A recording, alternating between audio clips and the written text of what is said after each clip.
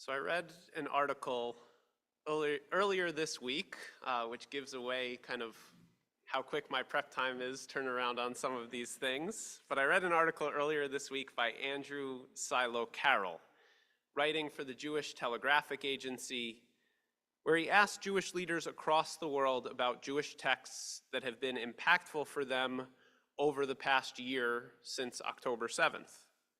The following is his prompt. How shall we sing the Lord's song in a strange land? We asked a number of writers, thinkers, rabbis, and everyday folk to consider a Jewish text that they held dear and how its meaning changed for them since October 7th and the war that followed. Is there a prayer or a proverb, a song lyric, a quotation, a poem, a piece of prose that became harder to say or more difficult to believe? Is there a verse that has become particularly resonant or a phrase that has taken on new important meanings? I was not asked to respond for that article. I haven't quite made it to that level of big time yet, but I want to share my answer with all of you.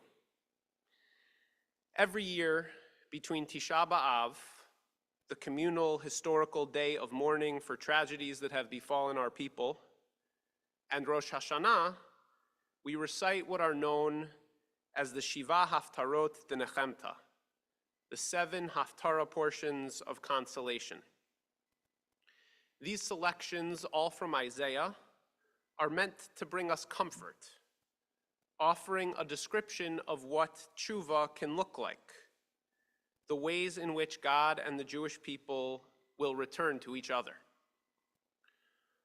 Oftentimes, the weekly reading from the prophets gets a short shrift during Shabbat morning services.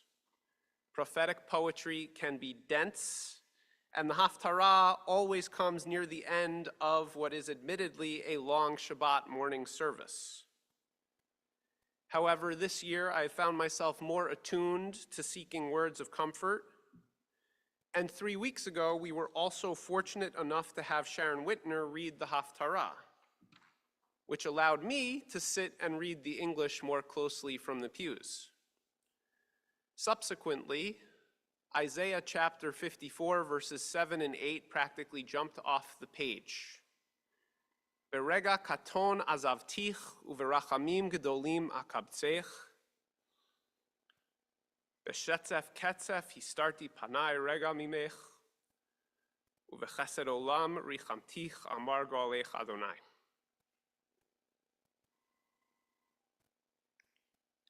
In a brief moment, I forsook you, but with great compassion, I will bring you back. In slight anger, for a moment, I hid my face from you, but with everlasting kindness, I will take you back in love, says God, your Redeemer. At the end of the year, I discovered the text that I have needed all year long. A validation that things are very, very hard, along with reassurance that the future still holds hope and light. These verses also spur me to look for perspective. Hard times may seem interminable, but in fact, even in a year such as this one, there were still so many moments of compassion, kindness, and love, which has been the story of 5784 in a nutshell. The otherwise casual question of how are things or how are you doing has never been harder to answer. An articulate response is practically impossible. I do not need to tell you that on a global scale, things are not good.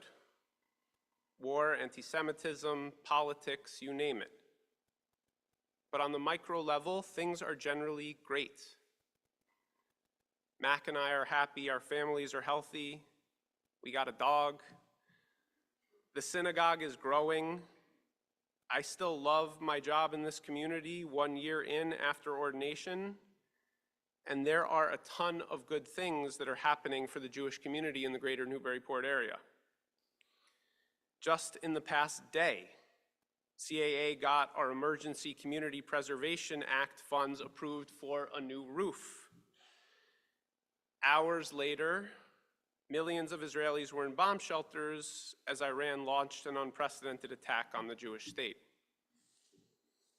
That is the complexity of our reality in a nutshell. In some respects, the flow of the days of awe holds this tension and complexity at its core. Rosh Hashanah is a time for sweetness and celebration, looking ahead to a new year. Yom Kippur, just 10 days later, turns our thoughts to judgment and the fragility of life. Every single year, we strive to balance these two vastly different sets of experiences and mindsets that our tradition demands of us. However, I think the potential joy of Rosh Hashanah and the seeming dourness of Yom Kippur need not be mutually exclusive. And in fact, for better or worse, our Ashkenazic tradition of sad minor key tunes may actually foster some of the ways in which the high holiday liturgy can feel so overwhelmingly heavy. Sephardi and Mizrahi Jewish communities descended from Spain, Portugal, and the Middle East are known to take a much different approach to parts of the high holiday liturgy. Theirs is an additional extensive collection of piyutim, liturgical poems, that manage to combine the intensity of conversation with God about tshuva with tunes that remind us that ultimately this should be an uplifting process. I mentioned this at Ne'ilah last year and even more recently at Slichot on Saturday night, but it has been stuck in my head for over a year at this point. There are videos of Slichot services at the Kotel featuring tens of thousands of Jews singing joyously the refrain of one Sephardic piyut. Chatanu lefanecha rachem aleinu. We have sinned before you, have mercy on us. The tone and the tune do not match, and that is very much on purpose. The errors in our ways are not to be celebrated, but the possibility of comfort, mercy, and reconciliation, especially in community, absolutely is to be celebrated. There's one other Sephardic piyut that is getting a lot of attention this year. It's titled by its first words, Achot Ketana, little sister. It was written by Rabbi Abraham Chazan of Gerona in 13th century Spain. Rabbi Lord Jonathan Sacks, in his commentary on the Machzor, describes it as a cry from the heart of Spanish Jewry during the age of the Crusades, as Christians fought Muslims for control of the Holy Land, massacring Jews on the way both in Europe and in Jerusalem itself. In Sephardic communities, it is traditionally sung as an introduction to Erev Rosh Hashanah services. We're not a Sephardic community, so I'm going to introduce it to you here towards the end. And I'm going to do my best. Achot ketana tefiloteha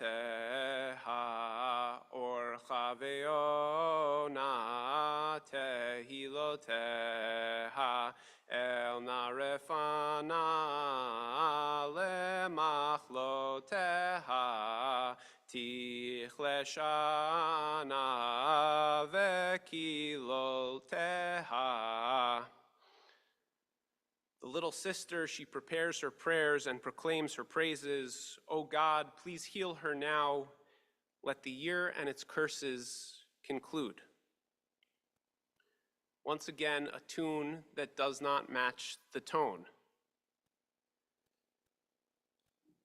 As you listen to that, and next year maybe we'll put Alex on the hook for this one as well. I did my best. It's certainly not a dirge.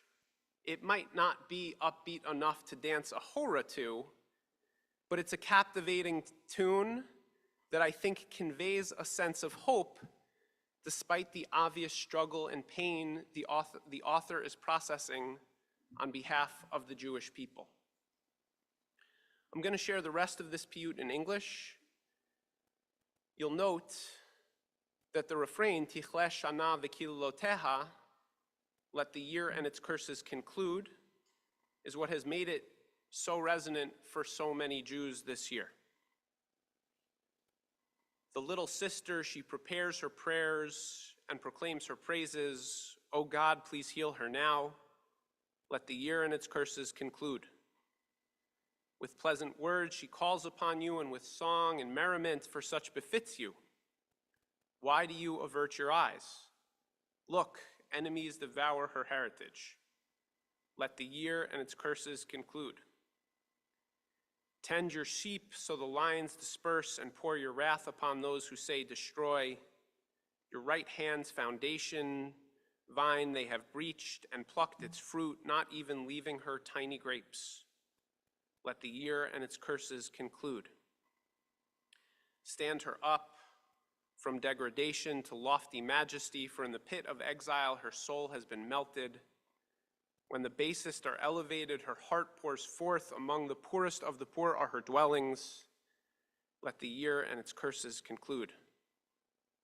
When will you raise up your daughter from the pit and from the dungeon? Will you break her yoke? May you act wondrously when you go forth like a hero, so bring an end to her ailments. Let the year and its curses conclude. And in the great tradition of Jewish liturgy, piyutim, poems, the last stanza. Be strong and rejoice, for the plunder is ended. Place hope in the rock and keep God's covenant. You will ascend to Zion, and God will say, smooth her paths. Let the year and its blessings begin. I want to point out one other thing that is speaking to me about this piyut at this moment. The High Holiday Liturgy offers us a panoply of metaphors for God's relationship to the Jewish people. Father, king, shepherd, potter, judge, among many, many others.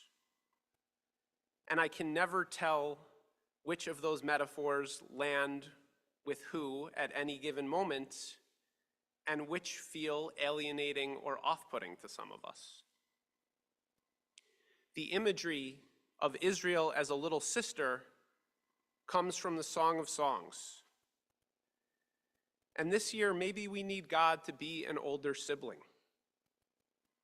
Someone who is just like us, cut from the same cloth, but a bit older, wiser, and more seasoned. Someone who is bound to come to our side as a protector when we feel vulnerable. And someone who has experienced our troubles, who has lived through them, and will validate our experience by reassuring us that yes, each year brings its challenges, but it can get better, and each year also must offer its blessings. Chizku vegilu ki shod gamar letzur hochilu berito shamar lachem v'talu letzion ve'amar solu solu mesiloteha tachel shana uvirchoteha tachel shana uvirchoteha. Tichle shana v'kiluloteha tachel shana uvirchoteha. Let the year and its curses conclude. Let the year and its blessings begin. Shana Tova.